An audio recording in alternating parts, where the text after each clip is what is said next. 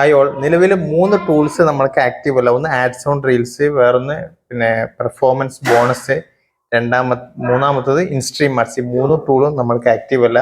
നിലവിൽ നമ്മളുടെ മോണിറ്റൈസേഷൻ ഏരിയയിൽ ആ ടൂളൊക്കെ ഉണ്ടെങ്കിലും എല്ലാ പ്രൊഫൈലിലും ഇല്ല, ചില പ്രൊഫൈലൊക്കെ ആ ടൂൾസ് ഇപ്പോഴും നിലവിലുണ്ട്. ആ ടൂളൊക്കെ മൊത്തത്തിൽ നമ്മൾക്ക് കണ്ടന്റ് മോണിറ്റൈസേഷൻ ടൂൾ എന്നുള്ള ടൂളിൽ ഇൻക്ലൂഡ് ആയിട്ടെന്നുള്ളത് ഞാനിപ്പോൾ ഉദാഹരണം ചെയ്ത് നിങ്ങൾക്ക് കാണിച്ചത്. പിന്നെ ആഡ്സ് ഓൺ റീൽസ് ഉണ്ട്, ബോണസ് ഉണ്ട്, അതുപോലെ തന്നെ ഇൻസ്ട്രീം ആഡ്സും ഉണ്ട്.